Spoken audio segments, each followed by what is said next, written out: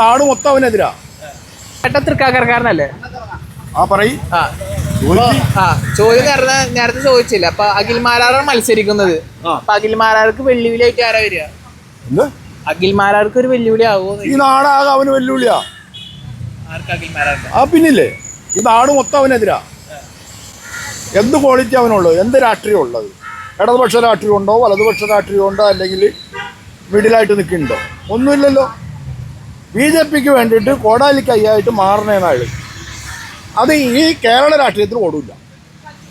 അതാണ് അഖിൽമാരെ കുറിച്ച് എനിക്കുള്ള അഭിപ്രായം. ചേട്ടാ, അഖിൽമാരെ കുറിച്ച് എന്താ അറിയാ? ആദ്യമില്ല, ബിഗ് ബോസിൽ ഏതാണ്ട് കൺസൂന്ന് കാണിക്കുന്നുണ്ടായി, അത്രേ ഉള്ളൂ. കാരണം എത്ര വയസ്സുണ്ടാവും? വയസ്സ് നോക്കിയിട്ടാണോ? അടിയന്തരാവസ്ഥയിൽ തല്ലുകൊണ്ടാണല്ലോ ഞങ്ങളെ.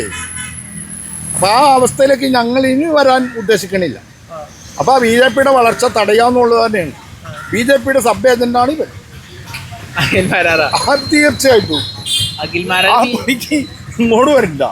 BJP കണ്ടതുകൊണ്ടല്ല, നല്ലൊരു സ്ഥാനം. BJPയുടെ നയം എന്താ, അവരുടെ നിലപാടെന്താ? ബൂർഷ സാമൂഹ്യ വ്യവസ്ഥിതി നിലനിർത്തണം.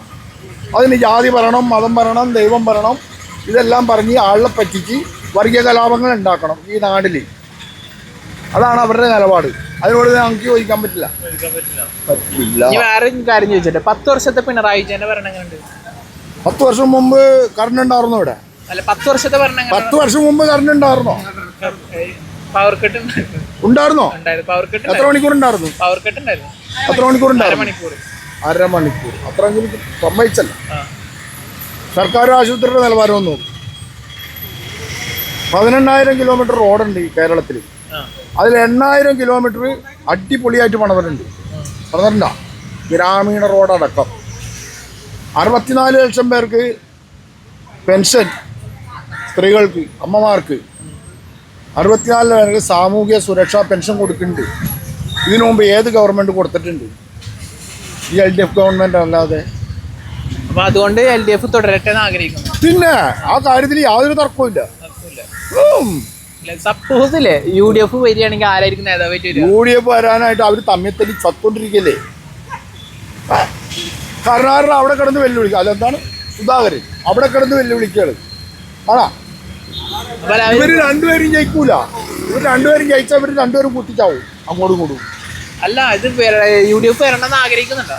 എവിടെ UDF എന്ന് പറഞ്ഞാൽ ഭൂഷ രാഷ്ട്രീയ. ഇന്നലെ ഇപ്പൊ രാജ്യസഭ തെരഞ്ഞെടുപ്പ് നടന്നല്ലോ. കോൺഗ്രസ് എന്താ നിലപാട് സ്വീകരിച്ച അവിടെ?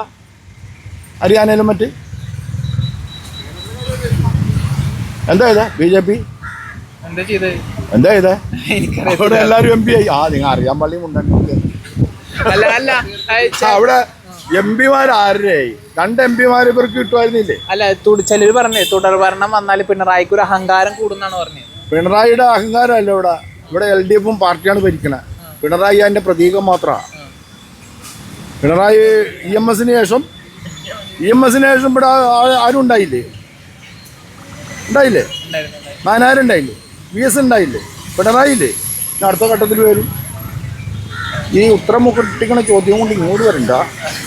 അല്ല, പിണറായി കഴിഞ്ഞാൽ നല്ല നേതാവായിരിക്കും പാർട്ടി. അത് പാർട്ടിയും ജനങ്ങളും തീരുമാനിക്കണം. ജനങ്ങളുടെ അടിസ്ഥാനത്തിൽ അറിയുമ്പോൾ ചേട്ടന് എന്താ അഭിപ്രായം പറയുന്നത്? ഇതാ പുള്ള ഇതേ 48-ൽ മാനിഫെസ്റ്റോ എഴുതിയ ആളാരാന്നറിയാവും? Thus capital. ആരത്? എനിക്കതിനെ കുറിച്ച് മാർക്സ്. ആര്? അദ്ദേഹം പത്രപ്രവർത്തകനായിരുന്നു. അദ്ദേഹത്തിന് നാട് കടത്തി, പത്രപ്രവർത്തനം നടത്തി. അറിയാവോ?